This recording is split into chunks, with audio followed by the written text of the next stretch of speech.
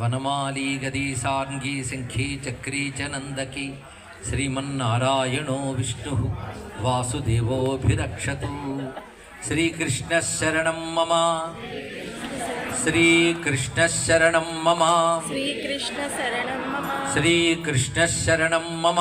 శ్రీకృష్ణ శరణం మమ. నారాయణ వాసుదేవ విష్ణు శ్రీకృష్ణ నారాయణ వాసుదేవ శ్రీకృష్ణ.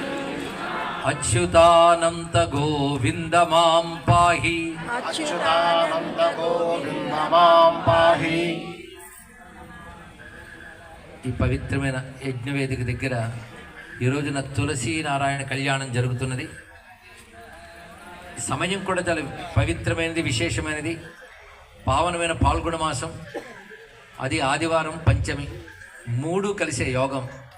ఈ రోజున తులసి సహితంగా విష్ణువుని కళ్యాణం చేయడం అనేది చేస్తున్నాం. అయితే సాధారణంగా తులసి కళ్యాణం అనేది మనం క్షీరాబ్ది ద్వాదశి అంటే కార్తీక శుద్ధ ద్వాదశి నాడు చేస్తాం.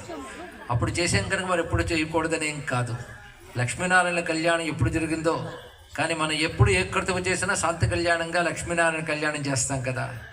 అలాగే సీతారామ కళ్యాణం నవమి నాడు చేయడం ఒక ఆచారం ఉన్నప్పటికీ ఆ స్వామి కళ్యాణం నిజానికి నవమి నాడు జరగలేదు. కానీ మన శ్రీరామనవమి నాడు అది చేయడం తెలుగు వారి యొక్క ఆచారం. అంటే పవిత్రమైన సమయాల్లో కళ్యాణాలు చేయవచ్చు అని చెప్పడం కోసం ఈ ప్రస్తావన చేయడం జరుగుతుంది. అలాగే రుక్మిణీ కళ్యాణం కూడా మనం భాగవతం ఎప్పుడు చెప్పుకున్నా రుక్మిణీ కళ్యాణ ఘట్టం చేయడం కూడా, అది కూడా మనకి త్వరలో 1వ తేదీని కూడా ఉంది అని శ్యామ్ గారు తెలియజేశారు. ఈరోజు తులసి కళ్యాణం చేయడం విశేషం. తులసీనారాయణ కళ్యాణం అంటే ఏమిటో లక్ష్మీనారాయణ కళ్యాణం కూడా అది. అయితే తులసి జన్మ వృత్తాంతం పురాణాల్లో రకరకాలుగా కనబడుతోంది. పురాణాల్లో కథలు ఆంతర్యములు మనం తెలుసుకోవాలి. కథల్లో పై విషయములు కావు.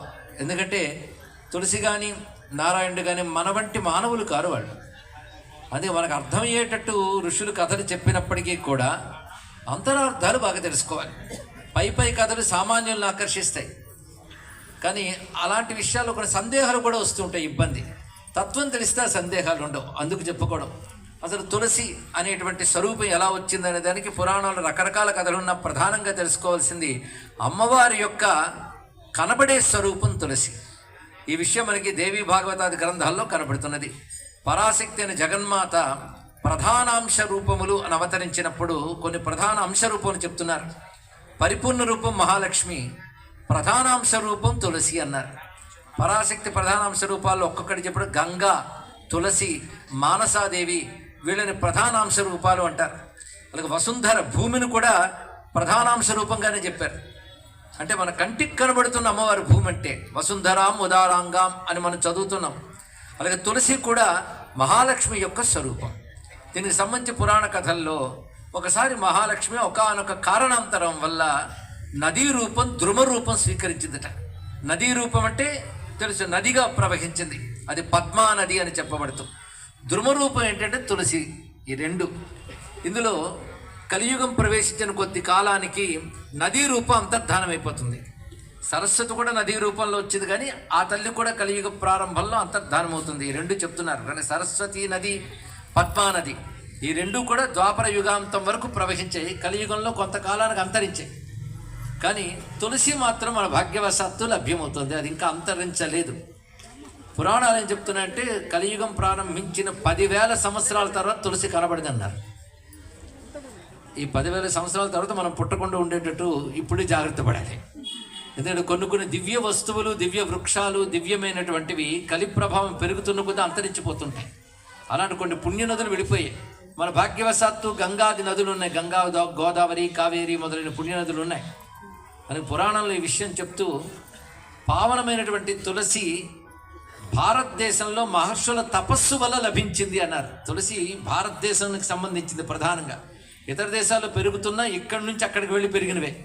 మనం ఇక్కడి నుంచి అక్కడికి వెళ్ళి పెరుగుతున్నట్టు కొందరు తులసిని అక్కడ పెంచారు, కానీ కొన్ని ప్రాంతాల్లో తులసి పెరగదు. భారతదేశంలో మహర్షుల యొక్క తపస్సంపాదిత పుణ్య అన్నారు. ఇక్కడ తపస్సంపాదిత మహర్షుల యొక్క తపస్సు చేత భారతదేశానికి లభించిందిట. అంటే ఈ దేశం యొక్క గొప్పతనం అండి. మహర్షులు తపస్సు చేసే చోటు ఇది. భగవంతుడు అవతరించిన చోటు భారతదేశం. అలాగే పుణ్యనదులు ప్రవహించే చోటు భారతదేశం. అన్ని చోట్ల నదులు ఉంటాయి, కానీ అవి జలస్వరూపాలు. భారతదేశంలో నదులు తీర్థస్వరూపాలు. కనుక ఆ నదులు అలాంటివి. ఈ దేశంలో దేవతా వృక్షాలు చాలా చాలా ఉంటాయి. ఇప్పుడు దీన్ని దేవతా వృక్షం అనొచ్చు, తులసి వృక్ష రూపిణి అని. కానీ చెప్పవలసిన ద్రుమ రూపం. ద్రుమం అంటే మొక్క, వృక్షం అంటే మాను. కనుక ద్రుమరూపిణి, ద్రుమరూపంలో వచ్చిన మహాలక్ష్మీదేవి తులసి. అంతేకాదు లక్ష్మీదేవికి ఎప్పుడు ప్రీతిపాత్రుడు ఎవరు అంటే నారాయణుడే. అది విష్ణు ప్రథమ కింకరి అని అమ్మవారికి పేరు లక్ష్మీదేవికి. నారాయణ భక్తుల్లో మొదటి వారు ఎవరంటే లక్ష్మీదేవి. ఆ లక్ష్మీదేవి తులసి రూపంలో వచ్చింది.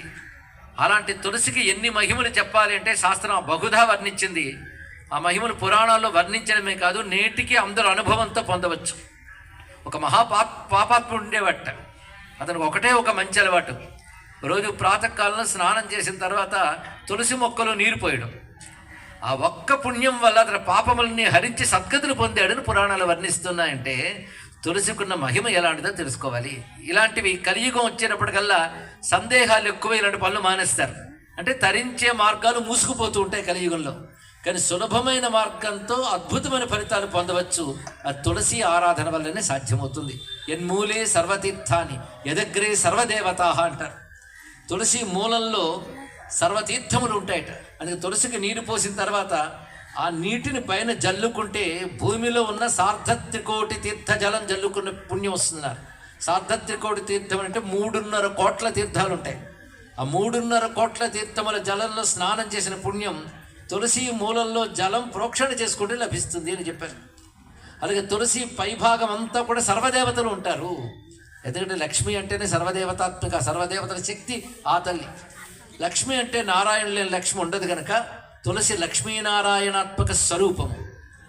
అందుకే తులసీ దళాలతో స్వామిని పూజ చేసినట్లయితే ఒక్క తులసీ దళం వేసిన పుష్పసారం తులసి అన్నారు. పుష్పములన్నిటి సారం తులసి. ఒక్క తులసీ దళం భూమి యందున్న సర్వ పుష్పములు సమర్పణ చేస్తే వచ్చే ఫలితాన్ని ప్రసాదిస్తున్నది. అంత దివ్యమైనది. అంతేకాదు తులసి లేకుండా నారాయణార్చన పరిపూర్ణం కాదు. అందుకే మన భారతదేశంలో ప్రాణావసాన కాలంలో కూడా నీటిలో తులసి వేసి తాగించమని చెప్తూ ఉంటారు. అంత శక్తి తులసికున్నది. ఇది కేవలం హిందువుల విశ్వాసం అనుకుంటూ ఉంటే విజ్ఞాన శాస్త్రం రాను రాను రుజువు చేస్తుంది తులసికున్నన్ని ఔషధ విలువలు ఇంకా దేనికి లేవని. ఇంకా న్యూక్లియర్ సైన్స్ డెవలప్ అయిన తర్వాత ఈ మధ్య ఒక పెద్ద ఆయన చెప్పిన విషయం ఏంటంటే తులసి మొక్క నుంచి కొన్ని మీటర్ల వరకు కూడా దివ్యశక్తి తరంగాలు వ్యాపించి ఉంటాయట. ఇప్పుడు మనం కూర్చున్న చోట ఎన్ని దివ్యశక్తి తరంగాలు ఉన్నాయో, ఎందుకంటే అమ్మ తులసి మాత ఇక్కడ ఉంది కనుక. అలాంటి ఆ తులసి నారాయణ శక్తి అని తెలుసుకొనడానికై మనం చేసేదే ఈ తులసి నారాయణ కళ్యాణం. ఇది ఆ రెండిటి యొక్క అంటే లక్ష్మీనారాయణ తత్వాన్ని అవిభాజ్యంగా దర్శించేటువంటి గొప్ప యోగమే కళ్యాణం అనేటువంటిది. ఈ కళ్యాణం వల్ల బాగా సంతోషించేది ఎవరంటే తులసీమాత. జగన్మాత బృందావనంలో వృషభానుడనే మహాత్ముడికి కుమార్తెగా పుట్టిందట. ఆ స్వరూపం రాధాదేవి. ఆ రాధాదేవి కృష్ణుని చేపట్టాలి అని ఏ వ్రతం చేస్తే బాగుంటుందా అని ఆలోచిస్తే నారదుల వారు రాధమ్మకు ఉపదేశించింది తులసి వ్రతం చేయమని చెప్పారు. అంటే అమ్మవారికి తెలియదా అంటే అవతరించినప్పుడు తాను కూడా ఒక ఆదర్శం మనకు చూపిస్తూ గురువుని ఆశ్రయించి చేయాలని తులసి ఆరాధన చేసింది. కొన్ని రోజుల పాటు తులసి చేయగానే ఆ తులసి మొక్కలోంచి అమ్మవారు తులసి మాత ప్రత్యక్షమైంది. అంటే తులసి మాతకు రూపం ఉంది, అది దేవతా రూపం. మన కంటికి కనబడదు. మన కంటికి కనబడితే దేవతలు అవుతుంది, మళ్ళంటి వాళ్ళు అవుతారు ఇక్కడ. కానీ తులసి వృక్షాన్ని అధిష్ఠించుకు దేవత ఉంటుంది. అది చతుర్భుజాలతో నీలకాంతితో ప్రకాశిస్తూ ఉంటుంది. ఆ తులసి మాత మహాలక్ష్మి యొక్క అంశ రూపం, ప్రధానాంశ రూపము అంటారు. ఆ తులసి మాత సాక్షాత్కరించి రాధాదేవిని ప్రేమగా ఆలింగనం చేసుకొని కృష్ణుడు నీకు లభిస్తాడు అని చెప్పిందిట. అంటే రాధాదేవి కూడా తులసి ఆరాధన చేసింది. అంటే మనకు ఆదర్శం చెప్తున్నది. అలాంటి తులసి దేవిని ఆరాధించడం అనేది నిత్యం మన ఇళ్లలో జరగాలి. భారతీయ గృహం అంటేనే తులసి కోట ఇంట్లో ఉంటే అది భారతీయుల గృహం. తులసి కానీ ఇంట్లో లేకపోతే దేవకార్యాలు కానీ పితృకార్యాలు కానీ ఫలించవు. అంటే మనం సమర్పించేటువంటి పూజాధికాలు దేవతలు కానీ పితృదేవతలు కానీ అందుకోరు. తులసి ఉంటేనే మనం చేసే కర్మలు సార్థకమవుతాయి. మన ఇంట్లో చేసే ఏ పూజ అయినా వ్రతమైనా సార్థకం కావాలంటే తులసి ఉండాలి.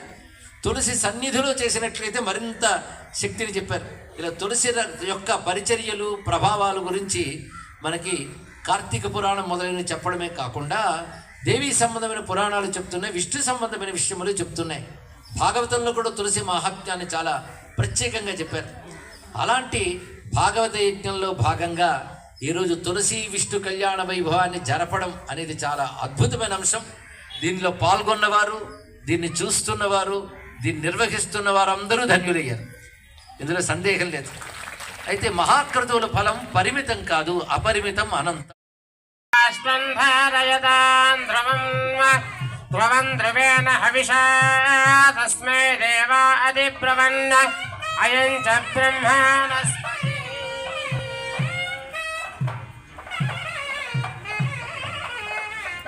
ఓం ధ్రువంతే రాజా వరుణ ధ్రువం దేవా బృహస్పతి ధ్రువంత ఇంద్రశ్చాగ్నిశ్చ రాష్ట్రం ధారయతాన్ ధ్రువం ధ్రువం ధ్రువేణ హవిషా తస్మై దేవా అధిబ్రవన్ అయం చ బ్రహ్మాణస్పతి. సుముహూర్త సావధాన శుభలగ్న సావధాన శ్రీలక్ష్మీనారాయణ సావధాన. ఓం సత్యజ్ఞాన సుఖ స్వరూపమూలం సర్వోత్తమం నిత్యదృగు ప్రత్యక్తత్వమచించ శక్తి విలసద్విశ్వం పరం బ్రహ్మయదు లోకానుగ్రహ నిగ్రహస్త జగదాన్నాథస్య తస్యామరా రుక్మిణ్యా సదదం వివాహ సమయే పురిజా సదా మంగళం. సుముహూర్త సావధాన శుభలగ్న సావధాన శ్రీలక్ష్మీనారాయణ సావధాన. గంగాద్యాస్తరితో గ్రహాస్త సుపదా గంధర్వ విద్యాధర దిక్పాల ఋషయశ్చ దేవమునయో దేవ్యశ్చ గౌర్యాదయ శ్రీవత్సాంకిత వక్షసస్వ మనసా మగ్నేశరస్య ప్రభో రుక్మిణ్యా సదదం వివాహ సమయే కుర్యాత్ సదా మంగళం. సుముహూర్త సావధాన శుభలగ్న సావధాన శ్రీలక్ష్మీనారాయణ సావధాన. ఏ సత్యం ప్రవదంతి సర్వభవనేయా బ్రహ్మశీలా శ్రియా ఆదివ్రజ పరాయణాశ్చరభయో మందార ముఖ్యద్రుమా ते सर्वे जगन्नायकस्य महतः सर्वात्मकस्य प्रभो रुक्मिण्या सददं विवाह समये कुर्यात् सदा मङ्गलम्.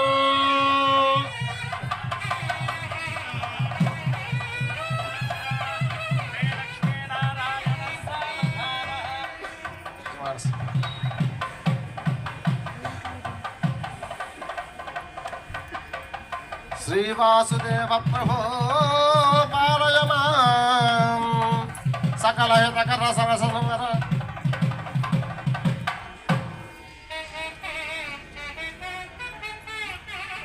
शतमानं भवति शतायुः पुरुषः शतेन्द्रिय आयुष्येवेन्द्रिये प्रतिष्ठति. सर्वेषां यजमानानां सम्पूर्ण तुलसी दामोदर कल्याण महोत्सव समये कन्यादान शुभफलित प्राप्तिरस्तु.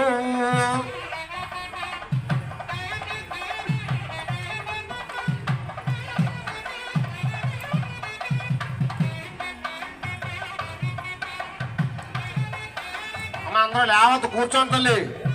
ఎవరి స్థానంలో వాళ్ళు కూర్చోండి. ఒక్కరు లేస్తే మొత్తం అందరూ లేస్తారు. దయచేసి అందరూ కూర్చోండి.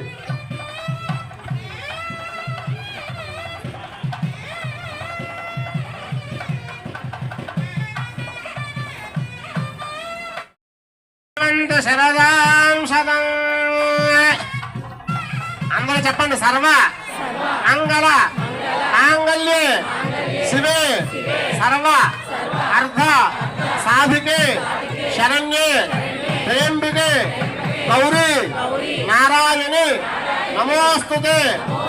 మాతా తులసి పరదేవతాయై నమో నమః. మాంగళ్య ధారణ శుభ సమయే లోకాః సమస్తాః సుఖినో భవంతు.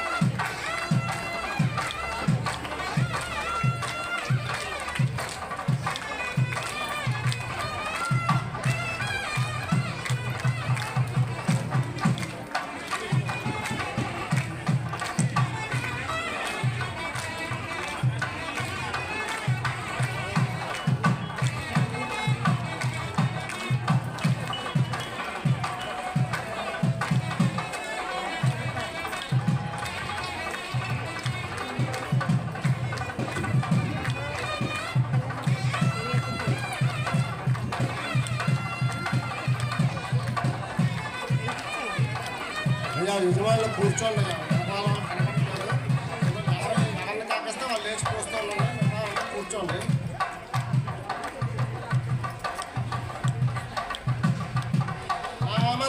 నామస్మరణాన్యోపాయం నహి పశ్యామో భవకరణే రామ హరే కృష్ణ హరే భవనామవదామి సదా హరే. చక్కగా మాంగళ్యాన కార్యక్రమం అయింది. ఇప్పుడు అక్షతారోపణం.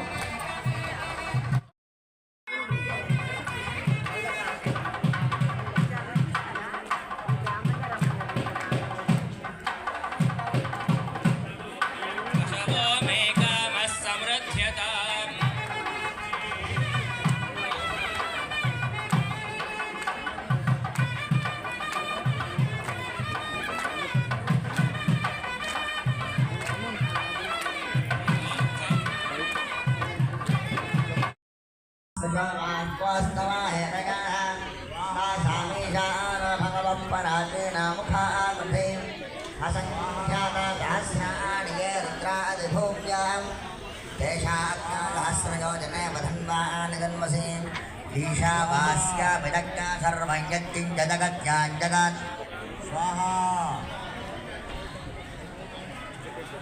स्वाहा జగన్మాతానుగ్రహ